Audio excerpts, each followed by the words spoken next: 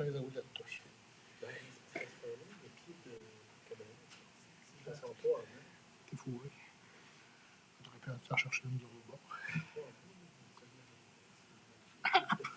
C'est une petite chaise droite, hein. De l'autre côté, ces chaises-là sont assez prévisibles. Je ne sais pas si tu as déjà vu descendre. Oui. Je me dis pas, je suis sûr que je suis rendu. Oui, c'est ça. Oui, c'est ça. Ça a la qualité de ses défauts. C'est pas une grosse séance à soir. Ouais. Je pense pas, en tout cas. Est-ce que c'est une grosse séance? Non, je pense pas que ce soit une grosse séance.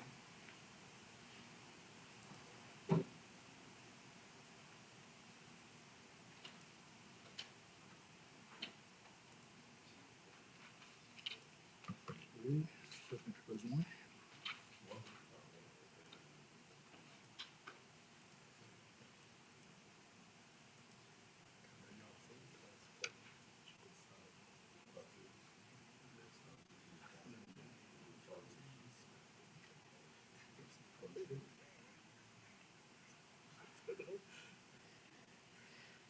C'est la même séance que la première reprise.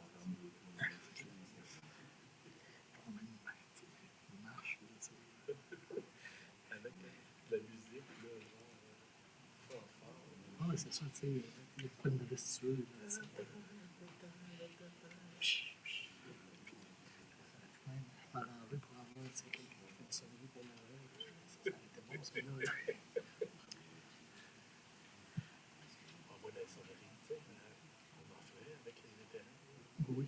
Il y en a une qui arrête et qui repart après 10 minutes. Oui. Moi, je me disais, on me l'avait pas dit, mais elle repartait après 10 minutes. Moi, je suis en protocole, je ne sais pas. Je ne suis pas au courant. Ça se met à repartir. Excusez. Bon, c'est ça. Ils m'ont pogné un an. Ils m'ont pogné parce que j'étais comme. Il y a, je ne sais pas si tu te rappelles de Rémi Desilets. Oui. Il était Député. oui, c'était un ancien parti du la députée à Louisville. J'étais au corps de cadet à Louisville. Puis on invitait tout le temps le député fédéral, le provincial, puis le maire, le préfet, tu sais, pour venir faire un beau. Puis la première année, tu sais, que je l'invite, il me dit, tu vas avoir une élection à faire. Ben, il n'a pas pris ça au sérieux. Quand il a vu, tu sais que tu avais tout un peloton militaire avec deux guns, puis il a filé, puis c'était un des pires speeches que j'ai entendu de ma vie. L'année d'après, il était prêt. Je le connaissais. Il a cherché, il bégayait, puis il parlait. C'est ça. Tu sais, c'est ça. C'est que on s'assurait. Toi, t'étais à Louisville. Encore des cadets de Louisville. Je suis né à Louisville. OK. Quand j'ai été militaire, je me suis occupé pendant un peu de temps du corps de cadet officiel de Louisville. Oui. J'ai travaillé beaucoup avec Cartier, j'ai travaillé avec le 12e aussi à Trois-Rivières.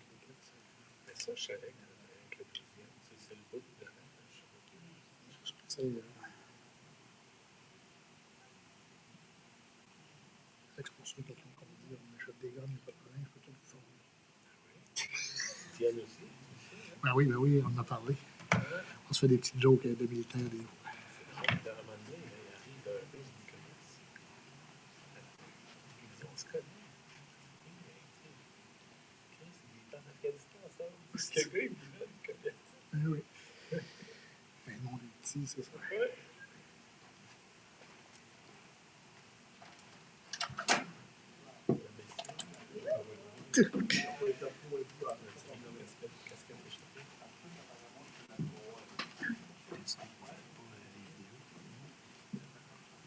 Il y a une solution. Je ne vais pas. OK. Mais on m'en date demain.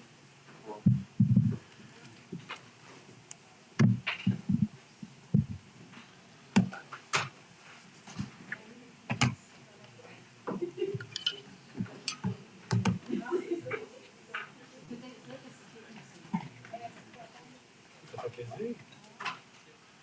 Pourquoi? À l'écran. Face à la voix. Sinon, si on parle d'un emploi, on va être sûr que j'ai mis à l'écran. Ça permet de se voyer actuellement.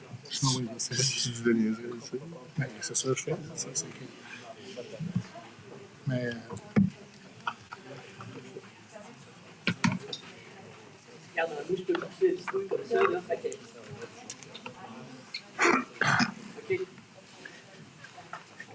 qu'est-ce que... Ah, c'est l'autre à côté. C'est l'autre à côté. Je parlais du bouillon en église. Ah, en as-tu? Quoi? Du bouillon, là? Le bouillon en église. Bouillon d'église, ouais. En as-tu? Oh oui, on a ça. Quelle année?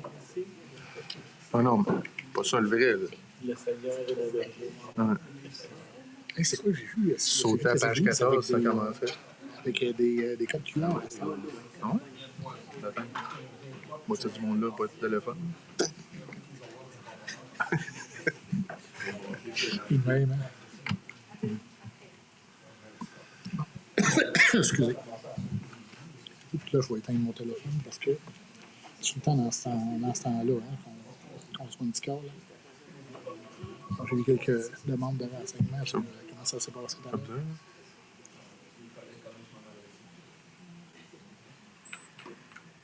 Tu vois? C'est toujours bon.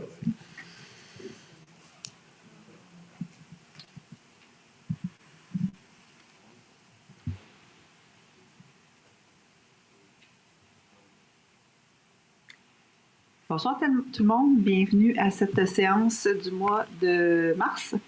Donc, bonsoir aux gens qui sont sur place. Bonsoir aux gens aussi qui nous suivent en ligne via notre Facebook de la ville ou la chaîne Télécœur. Alors, si vous êtes prêts, on débuterait avec l'adoption de l'ordre du jour. On a un ajout en 16.1, donc on aura une résolution d'appui. On terminera avec ça. Alors, avec cette modification-là, est-ce que j'ai quelqu'un pour en faire la proposition? Madame McMahon, Monsieur Biron, merci beaucoup. Procès verbal de la séance ordinaire du 10 février dernier, donc vous l'avez reçu à l'avance, vous en avez fait la lecture. Est-ce que j'ai quelqu'un pour en faire la proposition? Madame Aubin, est-ce que j'ai quelqu'un pour l'appuyer? Je vais l'appuyer. Madame Trudel, merci. Examen de la correspondance, Maître Loisel. Oui. Alors, aujourd'hui, nous avons plusieurs correspondances. Nous en avons 5. Certaines vont faire... il va y avoir des résolutions par la suite là, qui vont être adoptées. Alors, la première correspondance est municipalité d'Ogden, une dénonciation au gouvernement du Québec en lien avec l'absence d'ajustement financier de certains programmes destinés aux municipalités en raison de la situation économique actuelle. C'est la résolution numéro 2025-0243 qui est adoptée par cette municipalité-là le 3 février 2025. Deuxième correspondance, municipalité de Sainte-Catherine, demande de modification de l'article 226.2 du Code de la sécurité routière. C'est la résolution numéro 048-02-2025, adoptée le 4 février 2025 par cette municipalité-là. Ensuite, nous avons le mois de la Jonquille 2025. C'est une proclamation. Il faut certainement avoir une résolution par la suite pour celle-ci. Ensuite, municipalité de Saint-Valérien de Milton, demande de bonification pour les enfants à besoins particuliers des camps de jour, faite par la Fédération québécoise des municipalités et acheminée à la ministre des Affaires municipales. C'est la résolution numéro 057-02-2025 de cette municipalité-là, qui a été adoptée le 11 février 2025. Et ensuite de ça, le dernier, regroupement d'organismes de personnes handicapées du Centre du Québec, Semaine québécoise de la déficience intellectuelle, 16 au 22 mars 2025. C'est une proclamation. Merci beaucoup, Maître Loisel. Donc, comme elle le disait, il y a quelques résolutions qui découlent de ces demandes d'appui-là, en débutant par le 4.3, le mois de la Jonquille. Donc, on sait qu'en 2025, un grand nombre de Québécois recevront aussi un diagnostic de cancer, que cette l'annonce de cette maladie cause un choc important qui se répercute sur toutes les sphères de notre vie, que la vie est plus grande que le cancer, puis qu'elle ne se résume pas à un diagnostic, à de la chimiothérapie ou à des cicatrices. Considérant que nous pouvons prévenir le cancer en adoptant un mode de vie sain et des politiques qui protègent les Québécoises et Québécois. Considérant que les personnes touchées par le cancer peuvent se concentrer sur leur guérison, avoir une bonne qualité de vie grâce à l'aide offerte par la Société canadienne du cancer. Considérant que le taux de survie du cancer a nettement augmenté dans le milieu du siècle, depuis le milieu du siècle dernier. Considérant que le mois d'avril est le mois de la Jonquille et qu'il est porteur d'espoir et d'activités qui feront une différence dans la vie des personnes atteintes du cancer et dans la lutte contre la maladie. Considérant que la Société canadienne du cancer encourage les Québécois et Québécoises à poser un geste significatif pendant le mois de la Jonquière pour les personnes touchées par le cancer, il est résolu de décréter le mois d'avril 2025 comme le mois de la Jonquière et d'encourager la population à accorder généreusement son appui à la cause de la Société canadienne du cancer. Est-ce que j'ai quelqu'un pour en faire la proposition? Merci, M. Massé. Est-ce que j'ai quelqu'un pour l'appuyer? Mme McMahon, merci. 4.4 maintenant, municipalité de Saint-Valérien de Milton concernant la bonification pour les enfants à besoins particuliers dans les camps de jour, donc situation aussi que vit la ville de Nicolette. On sait que l'organisation des camps de jour par les municipalités, ce n'est pas une obligation municipale, c'est un choix d'offrir le camp de jour. Considérant que malgré cela, la majorité des municipalités offrent des camps de jour estivaux. Nos camps de jour municipaux sont animés par des jeunes monitrices de 14 à 17 ans en moyenne. Considérant que les municipalités dispensent des services de camp de jour à l'ensemble des enfants, sont assujettis à l'application de la Charte qui oblige un accès aux services adaptés de ces camps de jour pour les enfants qui ont des besoins particuliers. Considérant que ce fait que les municipalités ont de plus en plus de difficultés à répondre de façon sécuritaire aux enjeux que représente cette offre de services, les demandes d'accompagnement pour les enfants à besoins particuliers croissent annuellement. Considérant que l'absence de soutien financier pour offrir des mesures d'accommodement appropriées aux enfants incite plusieurs municipalités à mettre fin à leur offre de camp de jour, privant ainsi l'ensemble des enfants de ce service. Alors, la résolution est d'appuyer la demande faite par la municipalité de Saint-Valérien de Milton, qui est de bonifier l'enveloppe liée au programme d'assistance financière aux loisirs des personnes handicapées dans le volet accompagnement et de mettre en place un comité formé des instances pouvant être concernées afin d'analyser tous les enjeux des camps de jour municipaux, entre autres le ministère de l'Éducation qui serait sûrement mieux adapté pour comprendre les besoins d'un tel service parce que ces enfants-là vont à l'école pendant l'année scolaire et c'est les mêmes enfants qu'on retrouve pendant l'été. Puis de prioriser la création d'une mesure financière spécifique au camp de jour. On va transmettre la présente résolution à la municipalité de Saint-Valérien de Milton, ainsi qu'à la ministre des Affaires municipales et de l'Habitation, au ministre de l'Éducation, à la Fédération québécoise des municipalités, à l'Union des municipalités du Québec, ainsi qu'à notre député de la circonscription de Nicolet Bécancour. Est-ce que j'ai quelqu'un pour en faire la proposition? Vous êtes proposé? Monsieur Viron, Madame Trudel. 4.5 maintenant, regroupement des organismes de personnes handicapées du Centre du Québec, donc de proclamer la Semaine québécoise de la déficience intellectuelle du 16 au 22 mars 2025. Considérant qu'au Québec, de nombreux citoyens vivent avec une déficience intellectuelle les rendant susceptibles de rencontrer des obstacles dans la réalisation de leur activité de tous les jours. Considérant que la Ville de Nicolette a à cœur l'inclusion et la participation des personnes qui vivent avec une déficience intellectuelle. Considérant que la 37e édition de la Semaine québécoise de la déficience intellectuelle vise à sensibiliser l'ensemble de la population et de faire preuve de solidarité.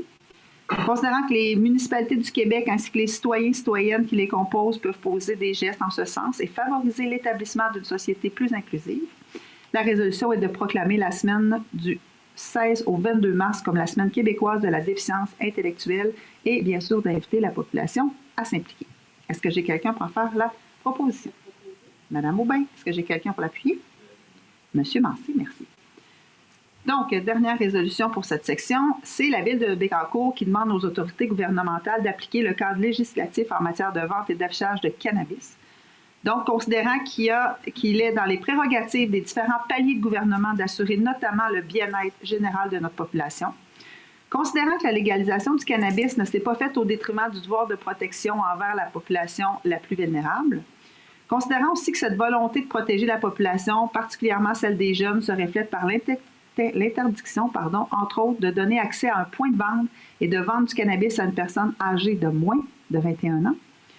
Considérant qu'il est annoncé à l'arrivée prochaine d'un point de vente de produits contenant du cannabis à Oulinac, lequel point n'est pas opéré par la Société québécoise du cannabis, la SQDC, considérant que les produits qui y seront en vente ne respectent pas le cadre législatif, notamment quant au pourcentage de concentration du THC contenu dans les produits.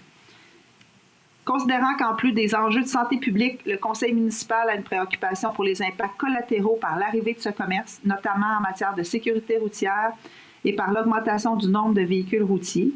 Considérant que la Ville de Bécancour, n'ayant pas le pouvoir en lien avec l'implantation de ce commerce, demande que les autorités gouvernementales détenant ces pouvoirs agissent promptement afin d'assurer leur engagement de protection de santé et de sécurité de la population.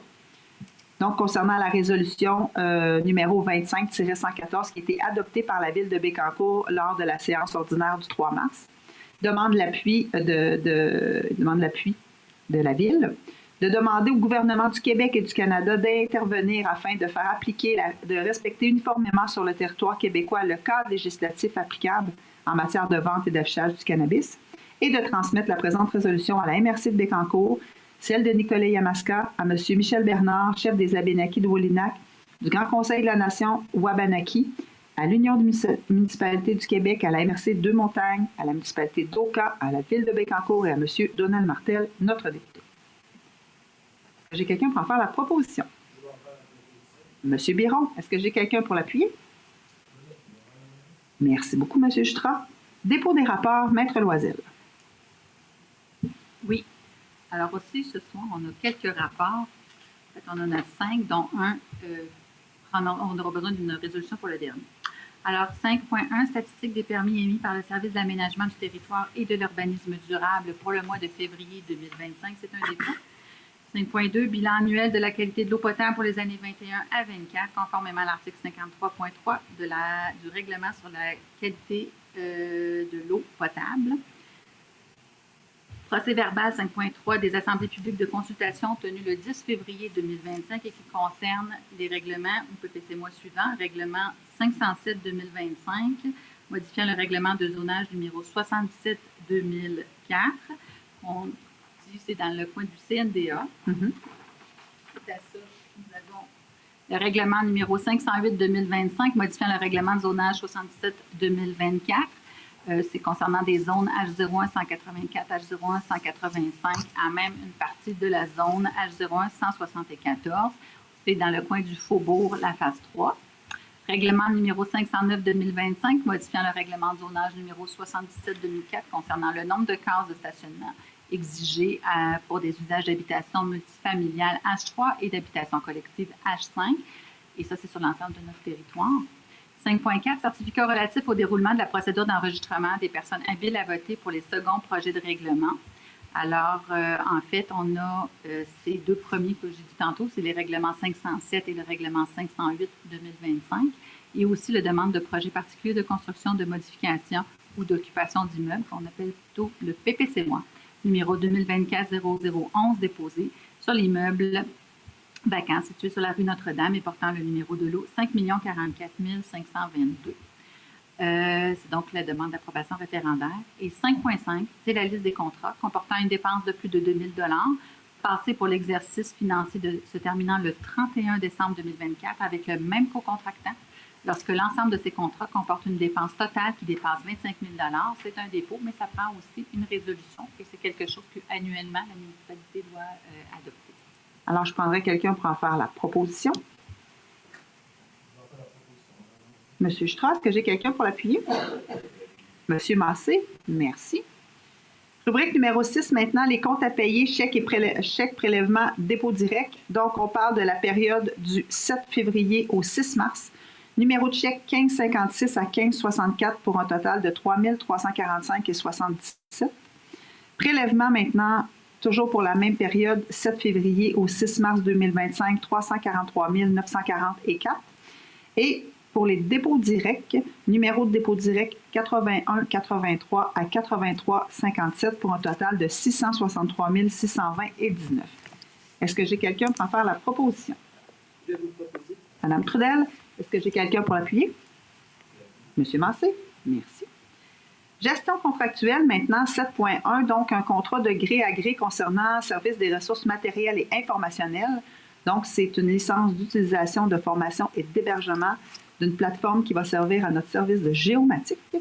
Donc, considérant que la Ville de Nicolette désire octroyer un contrat pour les licences d'utilisation, de formation et d'hébergement sur la plateforme géomatique web GeoCassini, considérant que notre offre de service numéro 2025-114 du groupe Trifid, datée du 27 janvier 2025 au montant de 18 924,89 taxes incluses pour une période de 3 ans visant des licences d'utilisation et de formation d'hébergement, considérant que cette offre de service s'élève à 18 924,89 taxes incluses, Alors, la résolution est toute simple d'octroyer à Groupe Trifid le contrat numéro 401-130-21-634 pour des licences d'utilisation pour notre plateforme géomatique web GeoCassini pour une période de 3 ans, d'autoriser le directeur du service des ressources matérielles et informationnelles à signer tout document contractuel nécessaire à l'octroi et à l'administration du contrat et de désigner le directeur du service des ressources matérielles et informationnelles à titre de représentant de ce contrat pour et au nom de la Ville de Nicolet. Est-ce que j'ai quelqu'un pour en faire la proposition? Monsieur Biron, est-ce que j'ai quelqu'un pour l'appuyer? Madame Aubin, merci beaucoup. 7.2 maintenant, Monsieur Audet. Oui, pour la décontamination de l'eau, ça va paraître un peu technique, mais pour décontaminer des lots, c'est somme toute assez complexe.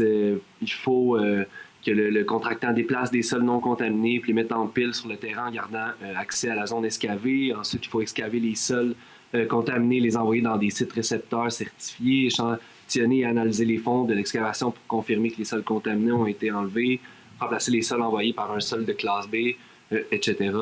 Et on a fait affaire avec un contracteur qui nous a fait un devis technique pour aller en appel d'offres pour la décontamination. Puis le nombre de tonnes métriques pour les sols sains qui sont à déplacer ont été sous-évalués. C'était à 25 tonnes métriques et on est plutôt à 1525 tonnes métriques. Donc le contrat se voit augmenter de 55 000 et 55 500 $. Pour la deuxième partie du contrat, c'est le ministère des Transports et de la Mobilité durable a décrété la période de dégel en mai plutôt qu'en mars. Donc, ça joue sur le prix du contrat et ça augmente de 4 269,60 $. Sachez que nous sommes quand même en bas de l'estimé initial qui était à 200 850 $.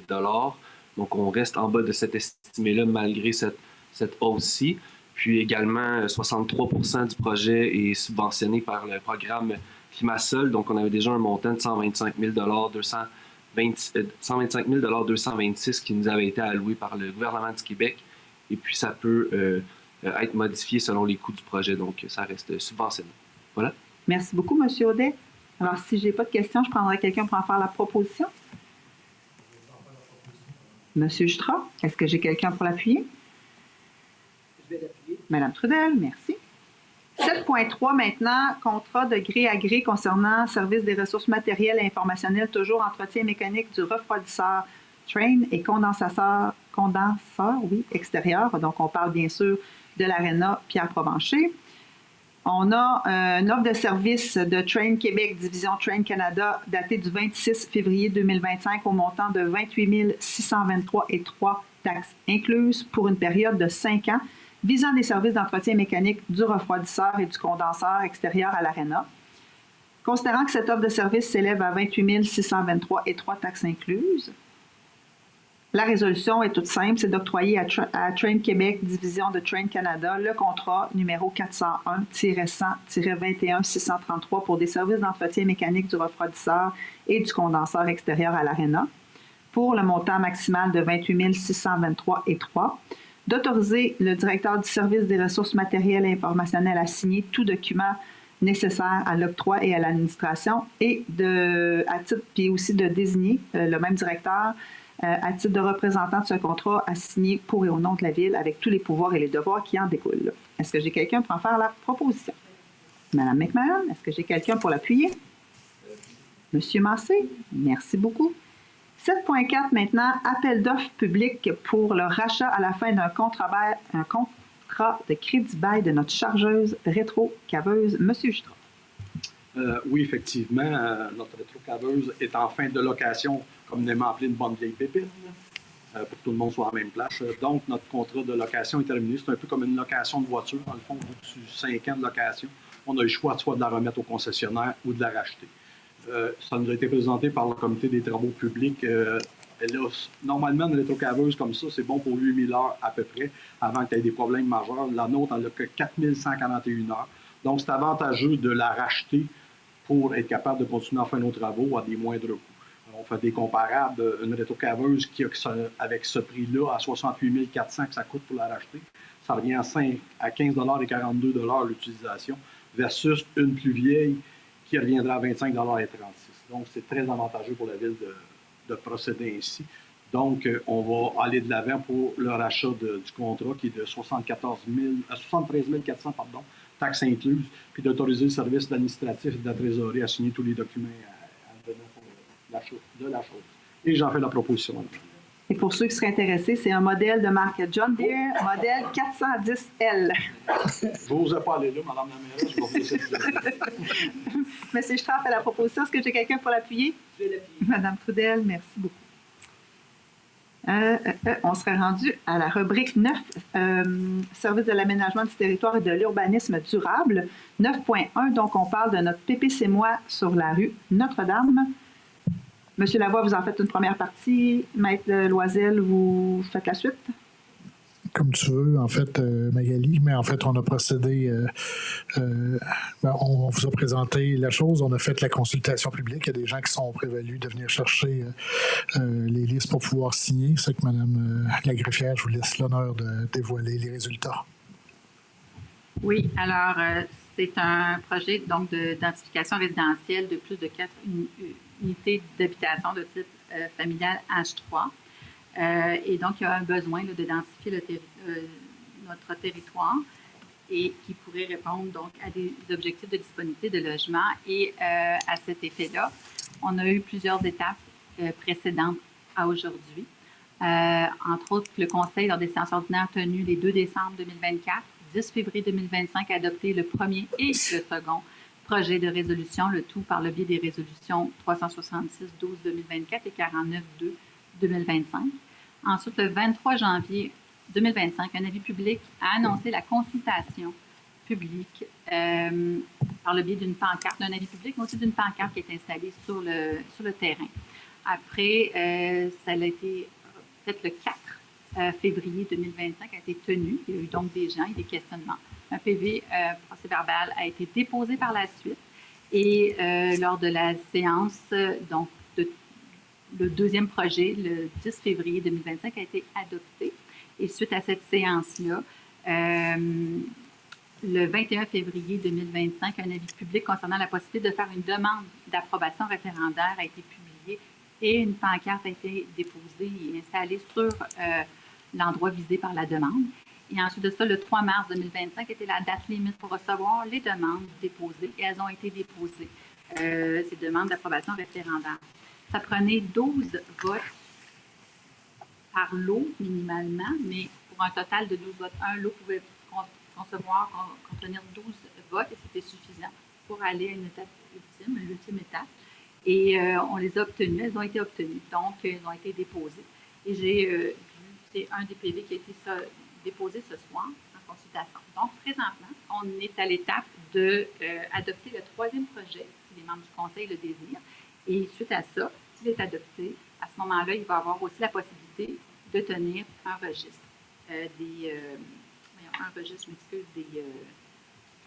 pour la tenue d'un scrutin référendaire. Oui, merci, Mme la mairesse. Et puis là, donc, et ça va avoir lieu le 27 mars 2025, de 9h à 19h, directement ici, où on va avoir minimalement besoin de 30 signatures. Par la suite, il y aura d'autres étapes, parce que ça ne fera pas en sorte qu'il va être adopté non plus de façon finale. Suite à ça, il va y avoir le dépôt de ce procès-verbal-là, parce que une fois que les gens vont avoir signé.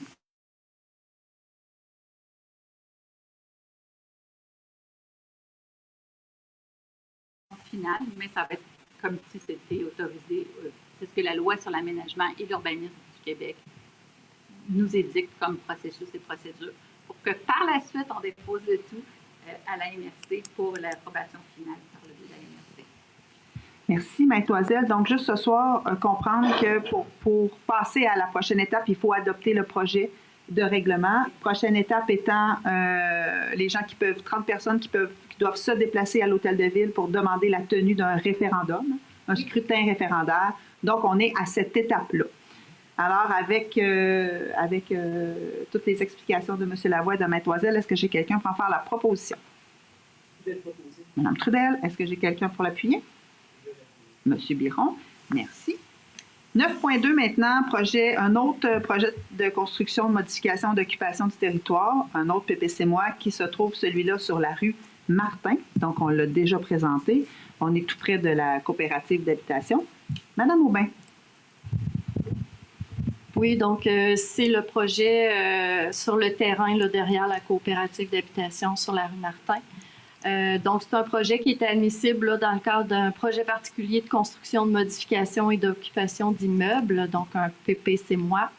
Le projet, en fait, consiste à réaliser un projet résidentiel intégré de 11 bâtiments multifamiliaux, dont 2 d'un étage comportant 4 logements chacun et 9 de 2 étages comportant 8 logements chacun, donc 52 logements en tout.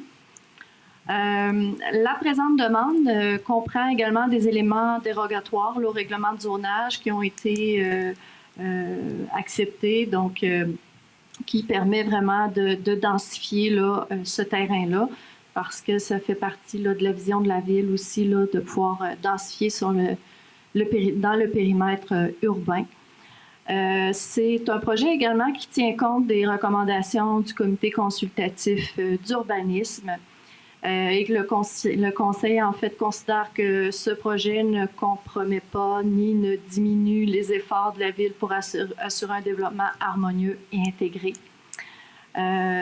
Donc voilà, c'est un projet qui apportera assurément une plus-value pour l'ensemble de notre collectivité et ça respecte les objectifs de notre plan d'urbanisme.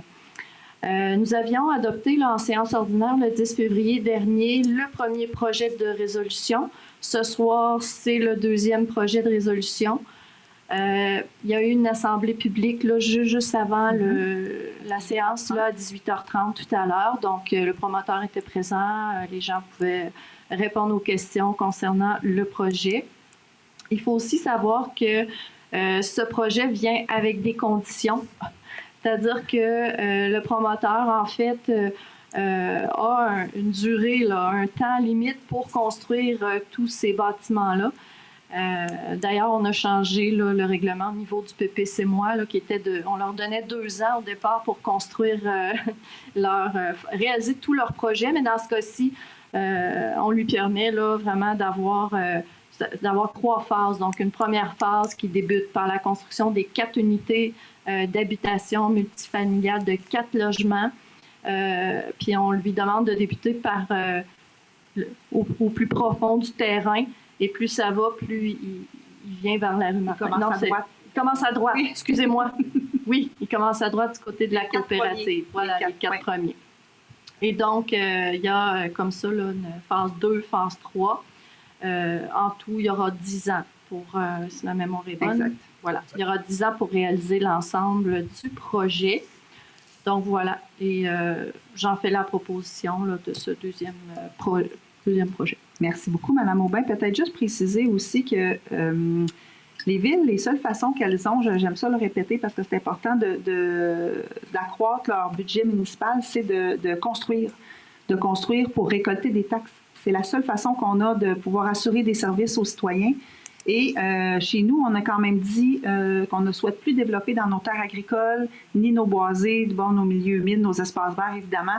Donc, c'est sûr qu'on privilégie les espaces vacants, les trous qu'on a encore dans notre périmètre urbain. Ça, c'en est un. Donc, un beau projet de 52 logements qui va se faire en harmonie avec aussi l'entourage. Alors, voilà, c'est un projet qui suit les étapes. Madame Aubin en a fait la proposition. Est-ce que j'ai quelqu'un pour l'appuyer? Monsieur Biron, merci beaucoup. 9.3 maintenant, on a démolition du 275-277 rue Léon XIII. Madame Trudel. Oui, c'est la maison qui est placardée. Ça vous dit quelque chose? Okay, parfait. Bon, donc, ça compte en années les démarches qu'on a autour de cette résidence-là. Donc, dans le cadre de l'ensemble des démarches qui ont été faites, entre autres par notre service d'aménagement et d'urbanisme sur ce bâtiment-là, on a eu aussi plusieurs plaintes et aussi plusieurs incidents qui nous ont été répertoriés au fil des années, qu'on a toujours comptabilisés et déposés. Aussi, ce qui est arrivé, c'est qu'il y a eu un nouveau rôle. Donc, en 2023, le bâtiment a été considéré avoir perdu plus que 50% de sa valeur par rapport au rôle d'évaluation. Et là, quand on frappe ce petit, excusez-moi le terme target, lorsqu'on dépasse le fameux 50 %, bien là, on a l'article 34 du règlement de la construction qui, là, stipule qu'on peut demander une démolition. Donc, on en est là. Donc, puis, on a fait des démarches auprès du propriétaire pour lui dire qu'on se prévalait de cet article et qu'on exigeait la démolition. Malheureusement, on a assez lettres mortes, il faut se dire comme ça. On a apparence de refus de collaborer, je vais dire ça comme ça. Donc, la résolution, ce qu'elle fait, c'est de nous permettre d'entreprendre maintenant des mesures légales. Donc c'est d'autoriser le dépôt, on appelle ça une demande introductive d'instance, et ça, c'est pour requérir des travaux de démolition du bâtiment, évidemment. Et on confie ce mandat-là à la firme d'avocats Bernier-Fournier, qui va déposer pour et au nom de la Ville une demande introductive d'instance contre le propriétaire de l'immeuble. Donc, on s'en va, nous, dans le processus de la démolition, puis on utilise les moyens qu'on peut légaux maintenant. Et on va autoriser, évidemment, notre directeur général à signer tout document nécessaire. C'est notre directeur général aussi du service d'aménagement du territoire et d'urbanisme qui va agir à titre de représentant. Voilà ce qu'on en est rendu avec ce dossier. Yes! Vous en faites la proposition, Mme Je la propose. Est-ce que j'ai quelqu'un pour l'appuyer? Oui, merci beaucoup, Mme McMahon. Donc, prochain point maintenant, 9.4, Société d'habitation du Québec, donc notre PRQ, phase 18, 2024, plutôt 2025. Monsieur Jutra. Oui, effectivement, nous sommes rendus à la phase 18. Ça fait quand même un temps certain, pour dire un certain temps que ce programme-là existe. Cette année, on avait un budget pour à peu près 6 maisons à rénover ou à refaire. On a eu seulement que 4 dossiers qui ont été admissibles suite à pas un jury, mais un comité de sélection qui ont une grille d'évaluation et tout ça. Je vais vous nommer les récipiendaires, si on peut appeler ça comme ça. Il s'agit de René Lafleur pour un montant de 7 207,89 $. Ça, c'est le coût total admissible. Donc, la partie municipale est de 2 400 et la partie SHQ est de 2 400 aussi. Simon Lanneville, sur la rue Notre-Dame. L'autre, j'ai oublié de préciser, c'est sur la rue Saint-Jean-Baptiste. Sur la rue Notre-Dame, pour un total de 39 008,78 $. Donc, 7 500 la Ville, 7 500 la SHQ, pour une subvention de 15 000 $ au total. Yann Duval et Dominique Doyon, une maison située sur la rue Panay, pour un montant total de 15 898,55 $, pour un total de 10 599, donc 5 229 par la Ville et la SHQ. Et Michel Toine, sur la rue Signailly, pour un montant de 9 449,94 $, donc 3 149 pour la Ville et 3 149 pour la SHQ, pour un total de subvention de 6 299,96 $. Voilà. Donc, ça nomme les personnes qui sont éligibles à ces aides financières-là. Et j'en fais la proposition. Merci, M. Jutra. Est-ce que j'ai quelqu'un pour appuyer? Mme Trudel, merci. 10.1 maintenant, service du greffe et des affaires juridiques concernant la politique sur l'utilisation des équipements de technologie de communication et les médias sociaux. Maître Loisel. Oui, alors, considérant justement cette politique-là, à l'article 4 de cette politique, il est stipulé qu'une personne responsable d'application de cette dernière est désignée par résolution du Conseil et considérant qu'il y a lieu de modifier la personne responsable de cette politique, la résolution est de nommer les titulaires des postes ou fonctions de greffier-greffière et de directeur-directrice des ressources matérielles et informationnelles à titre de responsable conjoint de la politique numéro 260-10-2012 sur l'utilisation des équipements de technologie, télécommunications et médias sociaux de la Ville de Nicolet. Merci. Mademoiselle, est-ce que j'ai quelqu'un pour en faire la proposition? Madame Aubin, est-ce que j'ai quelqu'un pour appuyer? Monsieur Massé, merci. 11.1 maintenant, Union des municipalités du Québec, assurance générale, donc un renouvellement. Monsieur Allaire. Oui, dans le fond, c'est notre renouvellement annuel des assurances générales et assurances véhicules. Pour les assurances générales, c'est BFL Canada du 1er avril 2025 au 1er avril 2026. C'est la même période pour les assurances des véhicules pour la compagnie d'assurance Beneva. Donc, la résolution, c'est d'autoriser le renouvellement et le paiement de l'assurance générale 2025-2026 à BFL Canada pour un montant de 258 268,75 $, taxes de 9 % incluses. Et le montant, dans le fond, est en hausse de 7 % relativement dû à la hausse des valeurs des bâtiments, au coût des matériaux qu'il faut augmenter à chaque année dans notre assurance de biens notamment. Donc, c'est principalement dû à cause de ça et le nouveau rôle d'évaluation qui impacte aussi la ville. Aussi d'autoriser le renouvellement et le paiement de l'assurance des véhicules avec la compagnie Beneva pour un montant de 18 695,68 $. Également, là aussi, il y a une hausse, mais cette fois-ci, c'est parce qu'on a des nouveaux véhicules et qu'on devait les assurer. Donc, ça fait le tour de la résolution. Merci beaucoup, M. Allard. Est-ce que j'ai quelqu'un pour en faire la proposition? M. Massé et M. Jutra, merci. 11.2 maintenant, une entente avec le ministère des Transports et de la Mobilité durable. Donc, si vous avez suivi un petit peu l'actualité municipale, vous savez qu'on est en train d'implanter quelques forêts nourricières à la ville de Nicolet. On a reçu des sous pour développer notre plan d'action et on avait ciblé, il me semble, 3 parcs, dont celui du parc Louis Caron.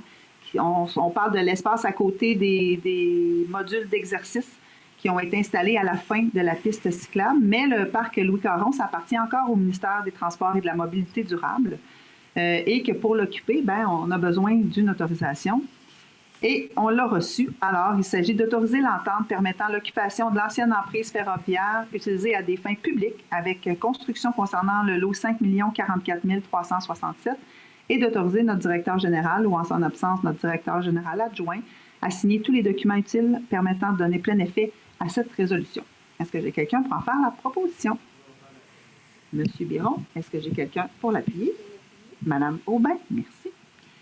Donc, on est déjà rendu à ce moment de l'année où c'est la période des ventes pour défaut de paiement de taxes, comme on dit dans le jargon. Alors, Monsieur Valère. Oui. Dans le fond, on a une entente, la Ville de Nicolet, avec la MRC Nicolet-Yamaska.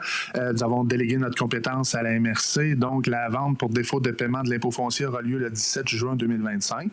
Dans le fond, la Ville de Nicolet doit transmettre les informations sur l'état des immeubles et des montants qui sont dus, dans le fond, à la MRC. Donc, la résolution, c'est d'autoriser, dans le cadre de la procédure de vente pour défaut de paiement de l'impôt foncier, les dossiers suivants. Il y a 21 dossiers qui sont transmis cette année pour la vente du 17 juin 2025. pour un montant total de 79 697,68 et de bien sûr de transmettre la présente résolution à la MRC Nicolet-Yamaska. Merci beaucoup, M. Allaire. Est-ce que j'ai quelqu'un pour en faire la proposition? Je vais le proposer. Mme Trudel, est-ce que j'ai quelqu'un pour l'appuyer? Mme Aubin, merci. 11.4 maintenant, nomination d'un représentant de la Ville pour cette activité-là, si on peut dire, monsieur. Oui, activité... c'est pour nommer les personnes, dans le fond, qui peuvent aller soumissionner ou, dans le fond, procéder aux enchères au nom de la Ville de Nicolet. Donc, la résolution, c'est de désigner M. Pascal Allaire, directeur des services administratifs et de la trésorerie, ou, en son absence, Mme Magali Loisel, directrice du service du greffe et des affaires juridiques, pour agir pour et au nom de la Ville de Nicolet au moment de la vente pour défaut de paiement de taxes à la MRC Nicolet-Yamaska, qui aura lieu le 17 juin 2025, et bien sûr de transmettre la présente résolution à la MRC. Merci, M. Allaire. Peut-être pour les gens qui nous écoutent pour la première fois, ça peut faire beaucoup de dossiers avec un bon montant, mais habituellement, tout ça est réglé avant qu'on arrive à... Dans le fond, c'est la procédure, c'est que nous, on dépose les dossiers à la MRC présentement. À partir de demain, techniquement, les gens qui sont sur cette liste, ils vont recevoir, on va faire acheminer des documents à leur adresse directement pour les avertir qui sont rendus, dans le fond, à la MRC. Et dans le fond, les gens doivent payer leur dû à la MRC jusqu'au 17 juin. Okay. Au 17 juin, si ce n'est pas fait, là, il y a une enchère qui peut survenir. Les gens peuvent toujours payer quand même à cette journée-là. Donc, il y a toujours des chances, là, dans le fond, pour payer les taxes là, jusqu'à cette date. Puis aussi nous appeler, nous parler, puis on va regarder pour faire les paiements. Mais dans le fond, à partir de demain, dans le fond, c'est que les paiements doivent être faits à la MRC, non directement à la Ville. Merci, M. Allaire. Est-ce que j'ai quelqu'un pour en faire la proposition? Mme McMahon, est-ce que j'ai quelqu'un pour l'appuyer? M. Jutra? Si vous me permettez, je peux dire aussi que les gens ne prennent pas ça ce soir, ceux qui sont sur la liste. Ils ont été sollicités à plusieurs reprises, par courrier, par téléphone, emails, signaux de boucan. Je veux dire, ceux qui sont là, c'est parce qu'ils ne veulent vraiment pas payer tout de suite. Je vais vous dire, c'est les jeunes posent la question des fois. Ah ouais, mais j'ai passé aux taxes. Non, mais c'est parce que si tu as passé aux taxes, il y a du monde qui t'ont parlé à quelques reprises avant. Absolument. On n'est pas du genre à annoncer ça de même sur les réseaux sociaux, comme on dit, pour dire que c'est l'heure de payer vos taxes. C'est une petite précision. Merci, M. Jutra. On serait rendu maintenant au regroupement de Bécancour Assurance de biens. M. Allaire. Oui, dans le fond, on fait partie d'un regroupement qu'on a vu tantôt pour les assurances. C'est qu'ils libèrent des montants au niveau des fonds garantis des assurances et qu'on paye un montant. Là, pour nous, c'est 38 000 chaque année qu'on met dans les fonds. Donc là, c'est du 1er avril 2016 au 1er avril 2017 qu'ils libèrent les sommes.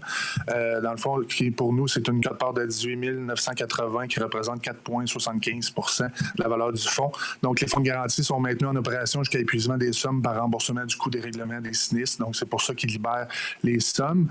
Donc, la résolution, c'est d'obtenir du courtier BFL une lettre confirmant qu'il autorise l'Union des municipalités du Québec à libérer le fonds de garantie en assurance de biens 1er avril 2016 et 1er avril 2017.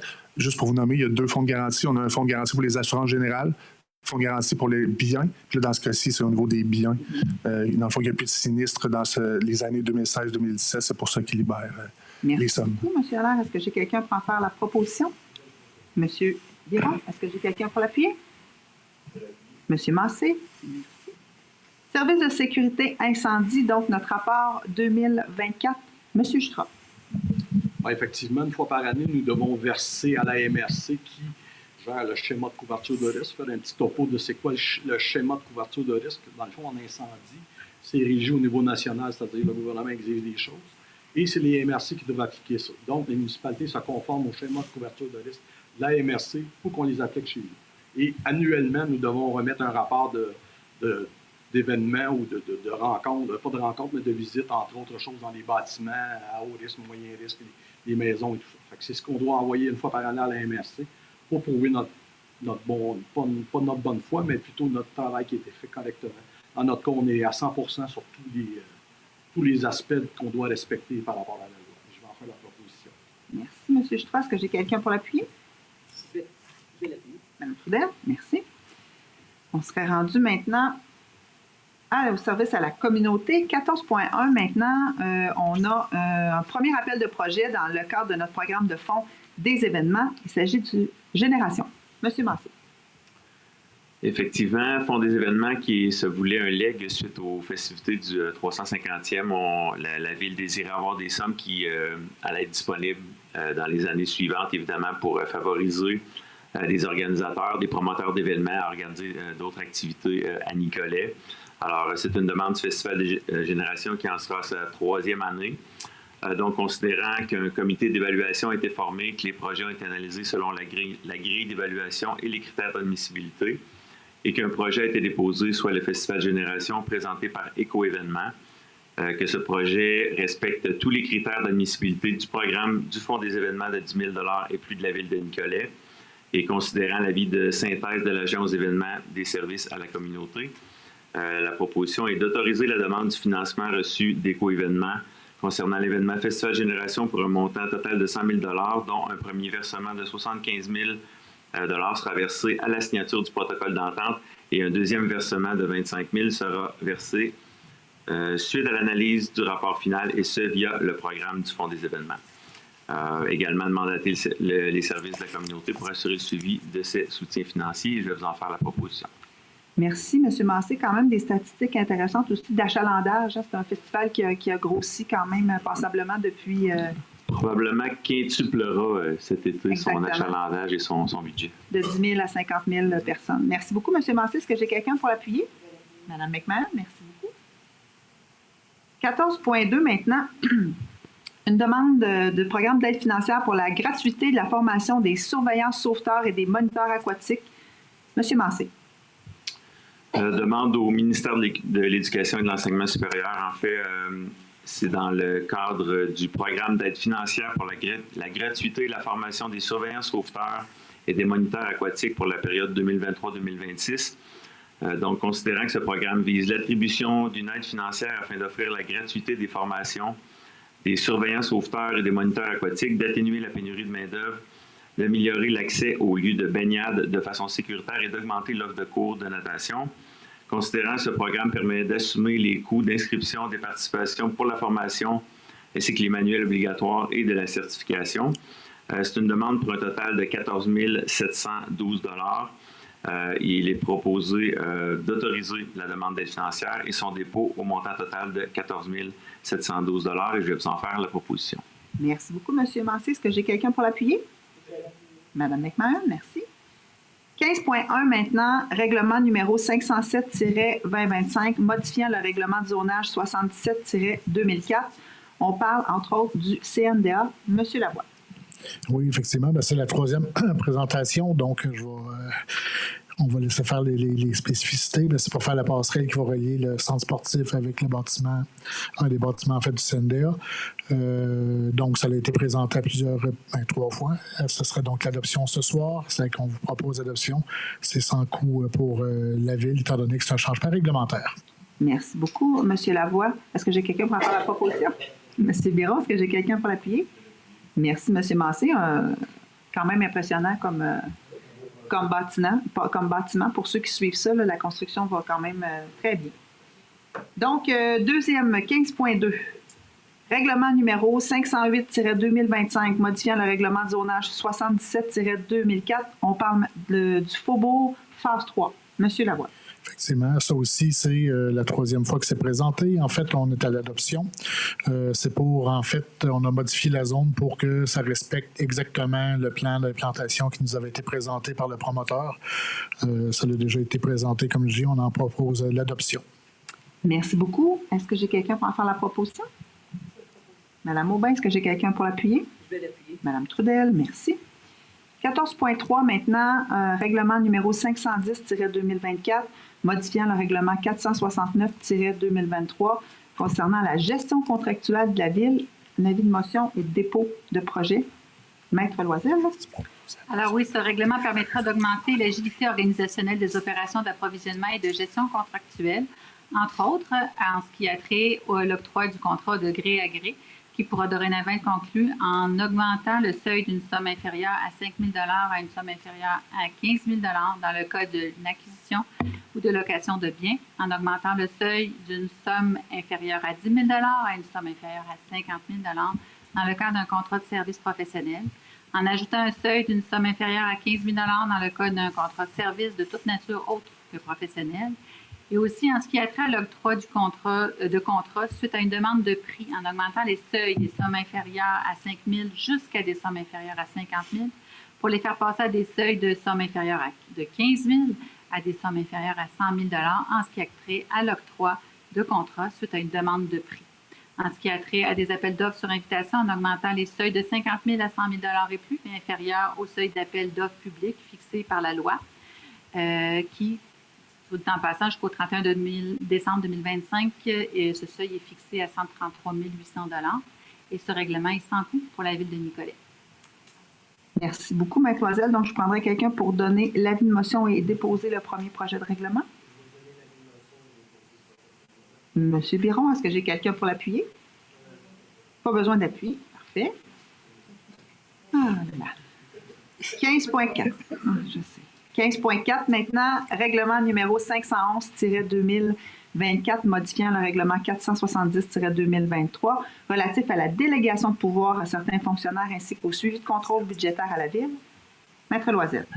Alors, ce règlement permettra aussi d'augmenter l'agilité organisationnelle en augmentant la délégation de pouvoir de certains fonctionnaires, entre autres, en augmentant le seuil maximal de pouvoir d'autoriser des dépenses et de passer des contrats de certains fonctionnaires de la façon suivante. Pour le directeur général, ça passe d'un montant de 99 999,99 au montant que je parlais tantôt là, du seuil d'appel d'offres public fixé par la loi qui est 133 800 jusqu'au 31 décembre 2025. Ça sert aussi pour le directeur du service de ressources matérielles et informationnelles qui passe d'un montant de 24 999,99 à un montant de 49 999,49. Quant au directeur du service d'ingénierie, comme c'était un poste qui n'existait pas, il n'était pas encore dans notre règlement de délégation, et donc il obtient un montant de 24 999,99. Le directeur des autres services passait d'un montant de 4 999,99 à un montant de 9 999,99. Et quant au conseiller en approvisionnement, passe d'un montant de 999,99 à un montant de 2499,99. Le responsable des bâtiments passe quant à lui d'un montant de 999,99 à un montant de 1499,99. Et ce règlement est sans coût pour la ville de Nicolet. Merci, Maître Loisel. Est-ce que j'ai quelqu'un pour donner l'avis de motion et déposer le premier projet de règlement? Je vais vous donner l'avis de motion et le document. Oui, merci beaucoup, Mme Trudel. Et je n'ai pas besoin d'appuyeur. Alors, nous avions un ajout à 16.1, donc, qui concerne en fait le dossier qui oppose l'entreprise Stablex à la ville de Blainville. Je ne sais pas si vous avez suivi un petit peu l'actualité, mais ce soir, la ville de Nicolette souhaite appuyer la ville de Blainville dans ses démarches concernant le projet de loi 93. En fait, le projet de loi 93, intitulé « Loi concernant notamment le transfert de propriété d'un immeuble de la ville de Blainville » a été présenté à l'Assemblée nationale le 27 février dernier par la ministre des Ressources naturelles et des Forêts, Mme Maïté Blanchette-Vézina. Considérant que ce projet de loi-là a pour objectif de forcer le transfert à l'État québécois d'un terrain appartenant à la ville de Blainville afin de permettre un projet d'aménagement et d'exploitation d'une 6e cellule d'enfouissement de matières dangereuses par l'entreprise Stablex. Considérant que le 22 septembre 2023, le Bureau d'audience publique sur l'environnement, ce qu'on appelle le BAP, a considéré ce projet comme étant prématuré et a recommandé au ministre de l'Environnement, de la lutte contre les changements climatiques, de la faune et des parcs, M. Charette, de ne pas l'autoriser en l'absence d'un portrait complet sur les matières dangereuses résiduelles du Québec.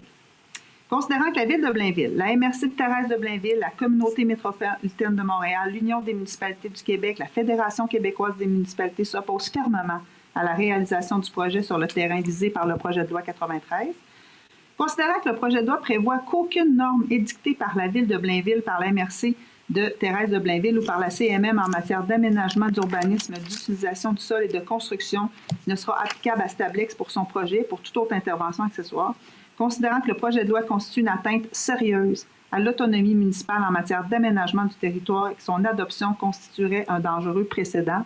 En fait, ce soir, on n'est pas là pour juger de l'activité de cette entreprise-là, je veux dire, d'avoir des sites où on peut enfouir. On a parlé de terrains décontaminés tantôt, mais le fait que le gouvernement, par une loi, oblige la Ville de Blainville à céder un terrain qui est riche sur le plan environnemental. Il y a une tourbière, là. Donc, c'est ça c'est à cet appui-là. Donc, la résolution, c'est d'appuyer la Ville de Blainville, évidemment, dans ce dossier, d'exprimer notre désaccord en regard du projet de loi 93, de réitérer que les municipalités du Québec sont des gouvernements de proximité, de demander au gouvernement du Québec de respecter les compétences des municipalités en aménagement du territoire et de demander au gouvernement du Québec de confier au Bureau d'audience publique de l'environnement un mandat d'enquête et d'audience publique portant sur les états des lieux concernant la gestion des matières résiduelles dangereuses.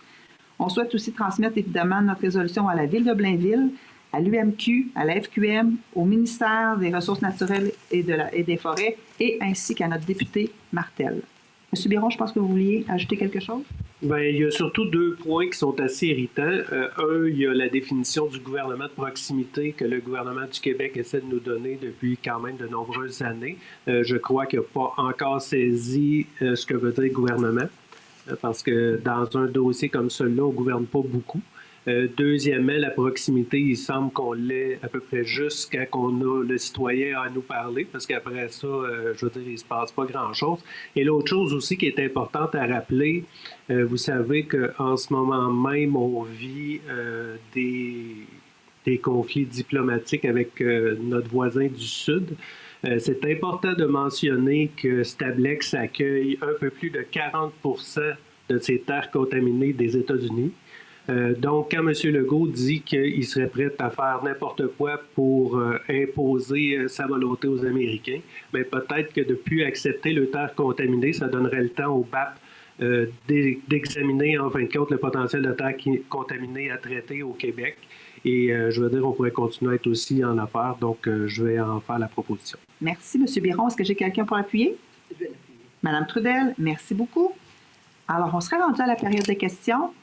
Simplement vous présenter au micro, nommer votre nom et poser votre question. On va vous répondre.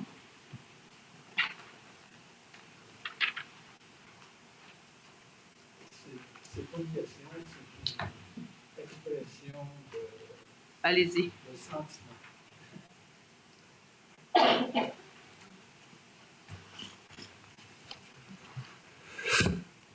Madame la mairesse, membre du conseil, membre de l'Assemblée, mon nom est Louis Chiasson. Je demeure au 1710 Edgar Lampron. Mon épouse est avec moi ici ce soir. On est arrivé ici à Nicolet le 4 juillet 2022. On est vécu en province pendant 40 années, alors c'est un retour aux sources pour nous. Je voudrais vous parler de taxation municipale aujourd'hui, puis vous faire part un peu là, de la vague d'émotions qu'on a vécue avec la réception de notre avis de taxation, qui a reflété une augmentation de notre d'évaluation de 41 pour commencer, ce qui équivaut à une augmentation des taxes de 29 pour un montant de 1 111,86 $ par année. Plus les taxes scolaires pour la période 25, 26, 27. Alors, nous, on a été propriétaires pendant 40 ans, puis jamais, au grand jamais, on a vu une augmentation de taxes de cette envergure. À Ottawa, on a vécu à Ottawa 26 ans avant d'arriver ici. On avait une propriété qui était évaluée plus élevée à ce qu'on a ici aujourd'hui. Et puis, en date de 2022, notre niveau de taxation il est de 4 200 $ incluant les taxes municipales. Puis on sentait qu'on avait, bien entendu, c'est une ville de plus d'1 million maintenant, alors les revenus de taxes sont plus significatifs, mais on avait des services quand même très relevés là-bas pour ce montant-là. Alors on a fait puis les augmentations, je devrais dire, qu'on a vécues durant cette période-là étaient de l'ordre de 2 à 4 de façon périodique et progressive, et non de 29 d'un coup. On a fait une analyse comparative, on a fait des recherches, on est allé sur votre site en ligne afin de regarder les comptes de taxes dans le voisinage et ainsi de suite. Puis on en est venu à la conclusion, suite à avoir discuté avec quelqu'un de la MRC aussi, concernant le rôle d'évaluation, que les éléments comparatifs d'évaluation, selon nous, bien que ça ne soit pas le ressort de la ville de Nicolette comme tel, semble déficient et joue contre nous, là. Alors, ce qu'on a fait, selon la recommandation, on a fait une demande de révision à la MRC, en bonne et due forme. Lorsqu'on est allé à la MRC pour questionner le processus d'évaluation, on nous a invité que le pourcentage d'augmentation des taxes n'était pas de leur recours. Alors, ils nous ont renvoyé à la ville de Nicolet. On a parlé à la ville de Nicolet. On nous a dit que, puis là, entre guillemets, là, nous, on se base sur l'évaluation foncière de la MRC pour établir le niveau de taxation.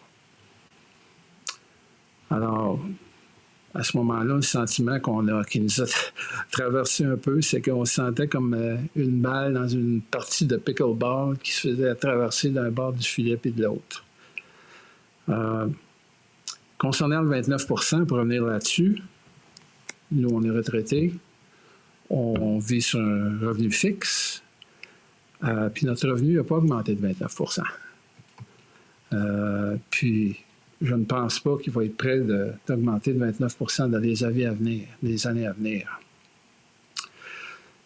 Aussi, concernant le niveau de service, nous ne croyons pas avoir vu d'augmentation observable du niveau de service de la ville justifiant une augmentation de l'ordre de 29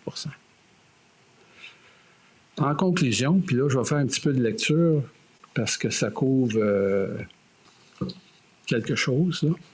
Et puis, je vais faire de la recherche aussi en ligne concernant les études qui se font sur la révision des modes de taxation, la réforme de taxation, la fiscalité municipale, et ainsi de suite, là. Je ne suis pas allé trop en profondeur, alors je me Je me garde une petite gêne là-dessus parce que je n'ai pas fait une étude approfondie là-dessus, mais je vais vous lire quand même ce que j'ai écrit, puis ça décrit un petit peu comment nous on se sent vis-à-vis de tout ça. Nous trouvons l'augmentation de niveau de taxation de 29 % comme excessive et disproportionnée. Bien que la valeur des propriétés, selon les analyses publiées dans les médias, ait démontré une augmentation moyenne de la valeur des maisons de 35 % dans la région nicolétaine, il n'est pas dit, selon nous, que la Ville doit faire un bon niveau de taxation tout aussi abrupt. La capacité de payer des familles a des limites et requiert une rigoureuse planification budgétaire. L'achat d'une maison se planifie en fonction de sa location, bien entendu, du plaisir anticipé de vivre dans cette communauté, de la qualité des services offerts, mais surtout du coût d'achat et de la valeur de la propriété et aussi du niveau de taxes municipales et scolaires combinées à payer. On a magasiné des maisons avant de s'en venir ici, là. Quand ça tombait dans le 5 000, là, on se gardait une petite gêne, puis on diversifiait notre recherche de maisons, de prix de maison et de location, ainsi de suite. L'augmentation actuelle de nos taxes présente un gros bémol pour nous à ce plaisir que nous avions anticipé au moment de prendre la décision d'acheter notre maison à Nicolette. J'invite le Conseil à explorer un plan de révision ou de réforme des taux d'application des taxes à payer, si ce n'est pas déjà fait. On ne connaît pas tout ce que vous avez fait. On a fait que... On est des initiés là, à la politique municipale nicolétaine. Alors, je vous dis ça sur réserve. Peut-être est-il temps pour la Ville d'emboîter le pas avec certaines autres municipalités québécoises. Puis là, c'est des choses qu'on a entendues sur les médias, qui explorent présentement un ou des modèles de processus de taxation municipale dans le but d'éviter les situations de taxation déplorables, que nous, on considère déplorables, que nous vivons présentement à Nicolet. Des études ont d'ailleurs été faites sur le sujet de la fiscalité municipale qui ont sûrement des idées créatives et potables à offrir. J'ai quelques références là-dessus que j'ai recherchées dans ce sens, dont une à l'Université de Sherbrooke. Il est à se demander si la Ville n'est pas rendue à ce stade et ne doit pas emboîter le pas. Certainement que si la Ville de Nicolet a réussi à limiter la hausse du compte de taxes à 2 % pour les secteurs résidentiels et commerciaux en 2024, selon nous, elle peut rétrécir l'écart entre les plus ou moins 29 % existants, parce qu'on n'est pas les seuls. J'ai parlé à quelqu'un aujourd'hui, 39 %. Puis il y en a un petit peu moins que ça. Puis je me suis fait dire qu'il y a eu beaucoup d'appels ici, ainsi qu'à la MRC. D'augmentation, le plus ou moins 29 % existant d'augmentation et le plateau de 2 % de 2024, dont j'ai fait mention, pour la période 25, 26, 27. Et en terminant, j'ajouterais que nous ne sommes pas les seuls, mon épouse et moi, à faire face à de telles hausses de taxes présentement à Nicolet et que le mécontentement ne devrait pas surprendre personne sur le Conseil. Alors voilà, c'était les doléances que je voulais faire. Est-ce que vous allez me permettre quelques réponses quand même, M. Oui, Chasson? absolument, absolument. Donc, vous avez raison. Vous avez vu que la maison moyenne à Nicolette est passée de 229 300 à 311 000. Donc, c'est ça, là, le 36 % là, à peu près d'augmentation, là, on est là-dedans. Fait que vous étiez à 41? Moi, je ne suis pas là-dedans. Non, mais vous êtes à 41? Oui, le 50 % de la maison, de la perte de 50 % de la maison placardée est ajoutée à ma maison. Oui, mais vous parliez d'une augmentation de valeur de 41 41%, Vous n'êtes pas loin du 36 % là, puis je ne sais pas si vous avez fait beaucoup de recherches. Bécancour, 70 % Trois-Rivières, 60 Ouais, nous, là, on écope de la pandémie. Il n'y en avait jamais eu de pandémie, M. Chasson. Non, mais je vous ai écouté, je vais vous demander de m'écouter. Ben, je vous écoute, j'ai pas dit. Je n'ai pas fait de commentaire. Non, c'est ça. Mais on écope de la pandémie, hein, donc la surchauffe immobilière qu'on a eue, les maisons qui se sont vendues 2 fois le prix de l'évaluation municipale, M. Chasson, ça s'est passé ici à Nicolette. Tout le monde était content de vendre ses maisons 2 fois le prix. Là, ce qu'on fait, c'est qu'on récolte ça, ces ventes-là qui ont été faites, parce que la méthode qui est utilisée par la FQM, parce que le mandat d'évaluation est confié à la FQM, à la MRC, c'est la méthode de comparaison. FQM. Fédération québécoise des municipalités. Okay. C'est eux autres qui font le travail d'évaluation. C'est indépendant de la ville de Nicolette. Donc, eux autres ont fait le travail et, ben voilà, c'est par méthode de comparaison. Donc, les maisons ont eu une certaine surchauffe et là, on récolte tout ça. Vous m'avez dit tantôt aussi que la ville pourrait peut-être prendre des mesures pour aider un peu, donner un peu d'air aux citoyens en année de dépôt de rôle. Chez nous, cette année au budget, on l'a bien expliqué, la taxe foncière était à 84 sous le 100 $ d'évaluation et en année de rôle, on l'a diminué à 65 sous.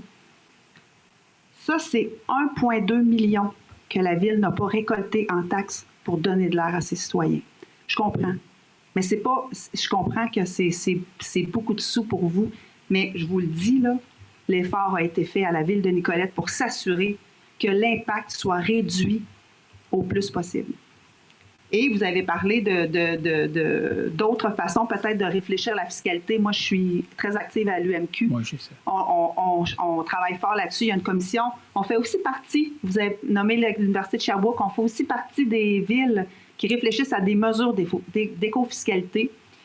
Mais vous savez, les mesures d'éco-fiscalité, souvent, c'est des mesures qui encouragent des bons comportements ou qui découragent des mauvais comportements. Mais rarement, c'est une entrée d'argent significative. Là, bon, c'est surtout ça. Mais ce que je veux vous dire, c'est que vraiment, la Ville a fait beaucoup d'efforts pour s'assurer que le compte de taxes ait le moins d'impact possible chez les gens.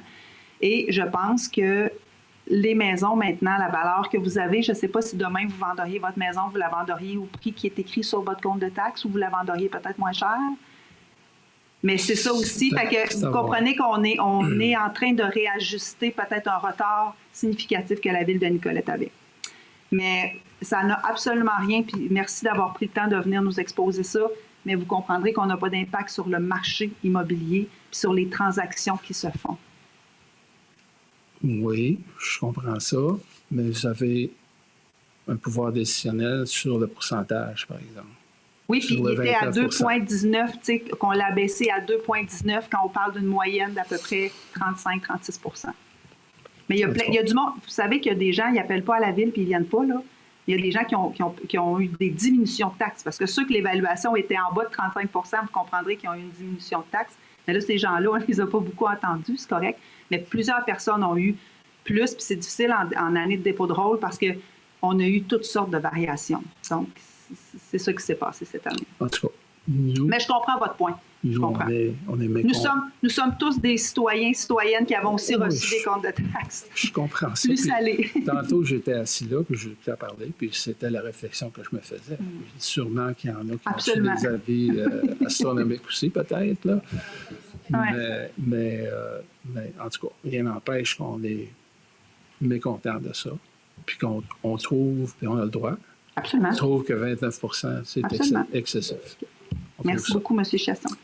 Merci de m'avoir écouté. Ça nous fait plaisir. Est-ce qu'il y avait d'autres questions? Oui. C'est juste. Mon nom, c'est Claude Mercier. Monsieur Mercier. Résident pas très loin d'ici. Ben oui, on vous a entendu être heureux tantôt. Oui, c'est déjà une bonne étape de fête, je crois bien. Puis j'aimerais savoir à quelle autre étape, le délai qu'on a pour avoir la prochaine étape. Peut-être je laisserai M. Lavoie, est-ce que vous avez vous me faites des yeux. Hein? Ça, puis dire les numéros de la 1649, c'est à peu près la même chose. Salut Claude. On se connaît personnellement, oui, bon. Ceci dit. C'est difficile à dire parce que là, on va faire une demande à la Cour supérieure, en fait. Et le temps que ça peut prendre pour que ça soit traité là-bas, c'est difficile à évaluer. Je ne sais pas, Magali, si tu as une idée du nombre... Ou Mathieu, t'en as-tu une idée du temps de traitement? Les délais, non, mais vous avez raison, M. Lavoie, les délais sont vraiment... on les contrôle plus ou moins, mais ce qu'on peut vous dire, comme Mme Trudel l'a mentionné tantôt, c'est qu'on a appelé le propriétaire à maintes reprises pour tenter... C'est pas le but non plus qu'il y ait une démolition. Là. Le but, c'est qu'il améliore son bâtiment pour qu'on puisse conserver notre patrimoine. Puis c'est lettre morte, il n'y a pas de réponse. Puis les membres du conseil veulent d'ailleurs plus de pouvoir par rapport à ça, en adoptant un nouveau règlement où on peut agir de façon plus prompte. On le fait pour d'autres bâtiments. Mais ce que les membres du conseil nous ont demandé, c'est d'agir le plus vite possible avec la cause supérieure et de faire nos suivis en bonne et due forme. Donc, c'est ce qu'on va faire. On ne peut pas vous promettre quelque chose de temps, mais sachez qu'on suit les étapes de façon la plus rapide possible à ce que ce soit entendu. Là. Mais on parle de mois, si ce n'est pas d'années. Mais c'est comme ça pour l'ensemble des villes du Québec. Il faut adresser cette demande-là à la Cour supérieure, donc on ne contrôle pas ça. Mais sachez qu'on agit le plus rapidement possible. C'est pas une réponse. Le mandat est confié, c'est parti, c'est rédigé, c'est déjà fait. Le délai de demander au juge est d'un délai plus court. D'entendre la cause pour nous accorder la permission de démolir. On peut pas décider. C'est ça, on peut pas décider. On fait tout ce qu'on peut. Exact. Fait que, c'est ce que je voulais dire. Par rapport à cette demande-là, étant donné que c'est un propriétaire qui est de l'Ontario par rapport au Québec, la demande est-tu faite au Québec ou au fédéral, mettons, ou c'est fait au Québec. À ce moment-là, elle peut peut-être nier complètement l'ordre de la Cour. Mais là, on commence à avoir un dossier assez solide. Épais. On a un dossier qui est assez... Puis on a fait venir aussi des évaluateurs externes pour s'assurer que tout est pas correct, on va le dire comme ça. C'est qu'en fait, on va tout déposer à la Cour. À date, nos procureurs considèrent que c'est une cause qui est assez blindée, mais c'est le temps de traitement, là, ça qu'on n'a pas de contrôle. Puis lorsqu'on va recevoir l'ordonnance de la Cour, il faut signifier une dernière fois au propriétaire qui doit démolir. S'il ne le fait pas, bien là, dans un délai raisonnable, on a le droit de le faire par la suite. Là. Ce qu'on peut confirmer, M. Mercier, c'est dès que les éléments vont revenir dans notre cour à nous, ça va être rapide. J'espère. La Virmine est en train de se mettre dedans. Non, ça va être rapide. Quand ça va être dans notre cour à nous, là, on va procéder. Oui, OK. Ouais. C'est pour éviter le feu comme on a eu dans les coins. Oui, exact. Ça, si on peut éviter ça en plus. Là. Absolument. Ça fait des dommages. Je vous remercie beaucoup. Merci à vous. Est-ce qu'il y a d'autres questions? Oui? Allô, micro, M. Chiasson. C'est parce qu'il y a des gens qui nous écoutent en ligne. Je ne veux pas être déplaisante, mais je veux que les gens nous entendent. Non, c'est correct. Vous entendent. Concernant les frais légaux encourus pour un cas comme ça, qui assume les frais? Est-ce que c'est la municipalité ou les gens visés par cet ordre de cours que vous visez? Peut-être répondre, Mme Claudine? Alors, légalement, ça va être une partie des frais, c'est-à-dire que les honoraires d'avocat, à moins que le tribunal les autorise, ce qui est extrêmement rare, là, mais ça serait bien nouveau et agréable, mais je vous dirais que depuis longtemps, je pratique et j'ai rarement... En fait, j'ai jamais vu ça. Donc, pas les frais d'avocat, mais les frais de démolition, si on doit la ville les faire, il est à peu près assuré, j'imagine que dans la conclusion de la requête, il doit y avoir une conclusion à l'effet qu'on pourra le faire aux frais du propriétaire.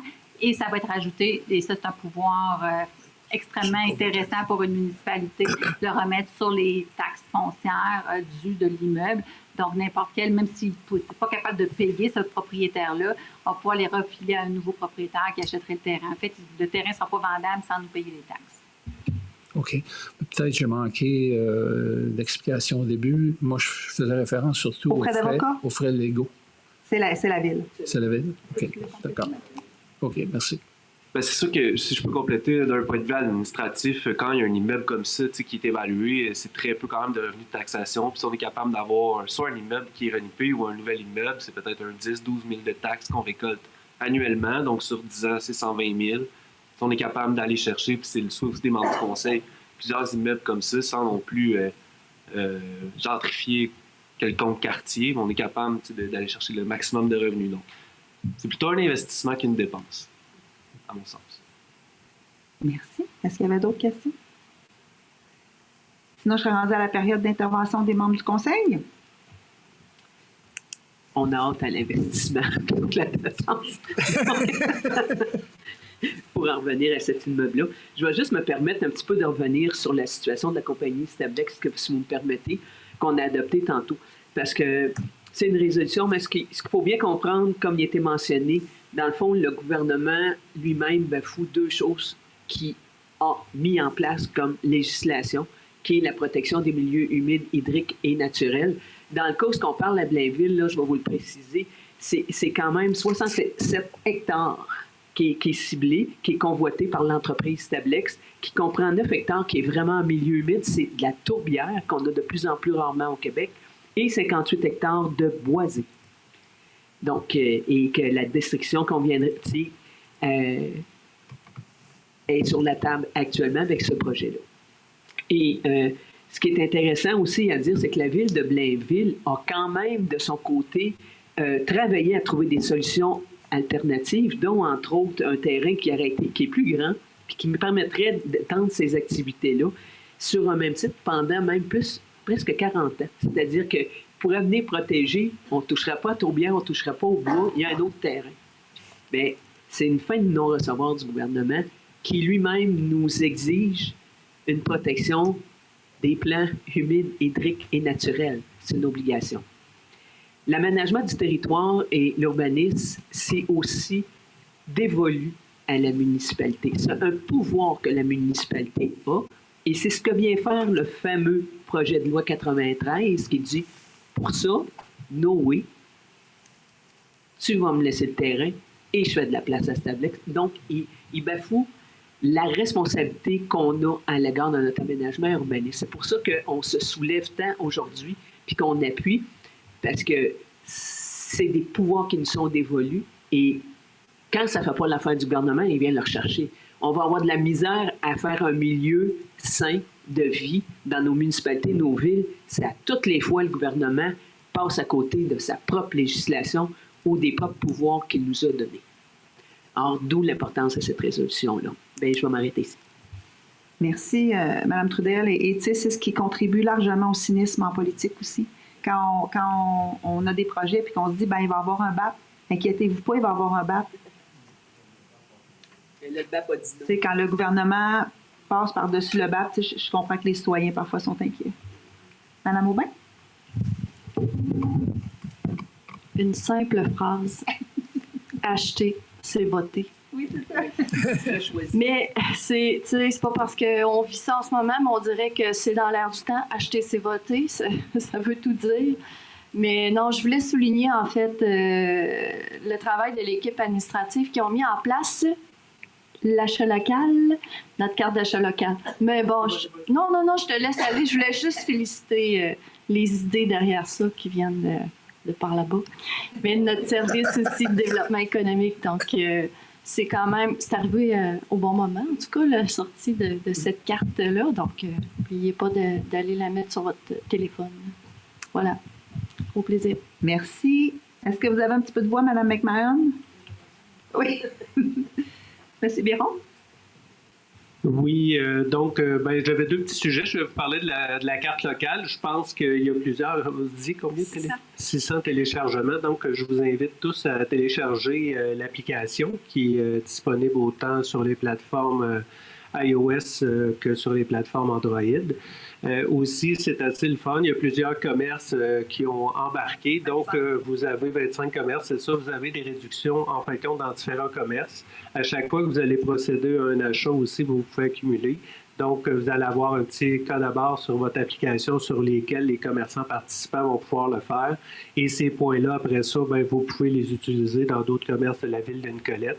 Je pense que c'est un acte qui est important à faire dans le contexte actuel. Là. Je pense que je n'ai pas besoin de vous le rappeler, mais c'est important de le faire. Donc, je vous encourage à le faire. Aussi, j'entendais vos commentaires, M. Chiasson, sur la fiscalité municipale. Je ne suis pas fiscaliste, mais je veux dire, je participe avec l'UMQ, je veux dire, à des tables depuis assez longtemps.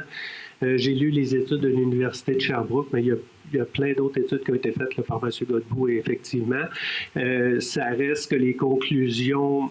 Je veux dire, il y a le moyen d'y aller par la taxation, il y a des moyens par l'impôt foncier. L'impôt foncier reste quand même un geste de solidarité, je veux dire, qui est le plus juste selon les revenus. Des fois, la taxation, je veux dire, on reproche des fois aux frais de garde de faire en sorte que même les personnes les plus nantis paient juste 7 $ par jour aussi, je veux dire, pour un service de garde, comme les personnes, même s'il y a des reçus d'impôts.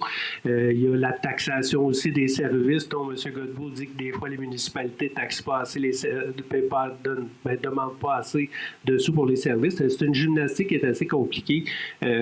Sur laquelle, comme gouvernement de proximité, vous savez fort bien qu'on n'a pas grand. On nous donne tout le temps des petits, comme l'écofiscalité, là, je veux dire, c'est un domaine qu'on vient à peine de nous donner dans le nouveau pacte fiscal.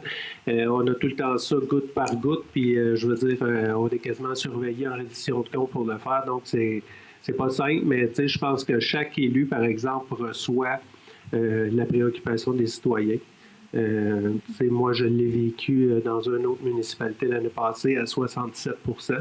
Donc, je sais un peu que c'est pas facile, c'est difficile, mais effectivement. Donc, l'important, je pense, pour nous, c'est d'essayer d'être le plus exemplaire, je veux dire, dans les choses de la ville, je veux dire, dans les dépenses qu'on fait.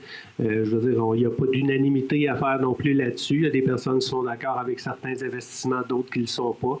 C'est un domaine qui est aussi difficile, mais je pense qu'on fait en sorte de faire en sorte que la ville soit le mieux gérée. Là-dessus, on a quand même des bons résultats. Je veux dire, on a un taux d'endettement qui est très bien. Je veux dire qu'on a un 10 je veux dire, du budget de la ville en service de la dette, donc qui est en bonne santé financière, mais effectivement, qu'en année de rôle, surtout celui-là de cette année, ça fait très mal. Merci, M. Biron. M. Massé? 4 locales, 25 commerces à date. Il y en aura probablement d'autres, espérons-le. Non, mais il y a des sujets qui sont sortis avant moi, mais sinon, juste peut-être souligner quelque chose qui est peut-être passé un peu en dessous du radar, c'est la 2e place de Lily Mégiroux au championnat canadien de powerlifting en Saskatchewan. Il y a 2 semaines, je pense. Une étudiante de l'école secondaire Jean-Nicolas ici. Alors, félicitations à Lily. Merci. Hein? Monsieur Stra?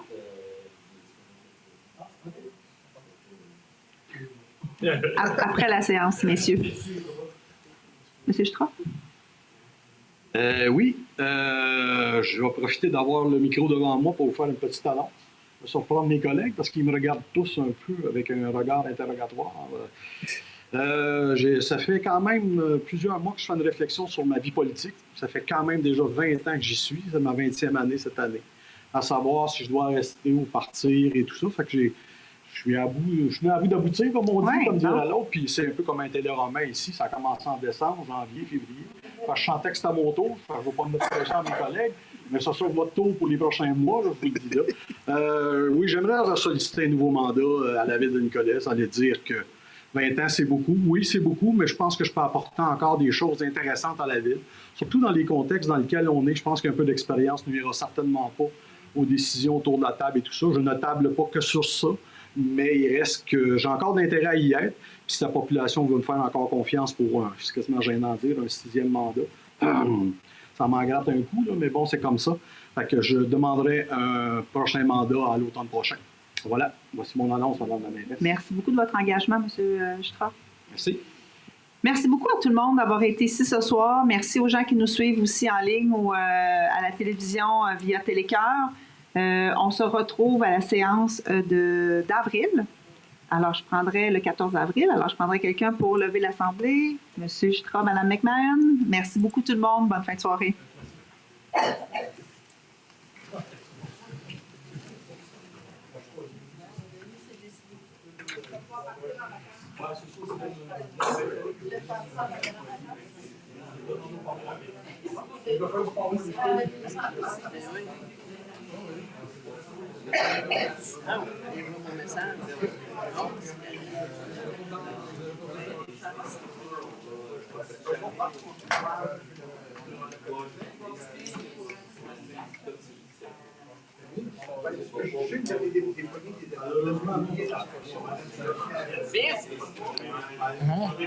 Ça s'est bien passé. On se marche. Non. Quand je fais longtemps ici, j'ai usé. OK. Des orthèses à l'extérieur, des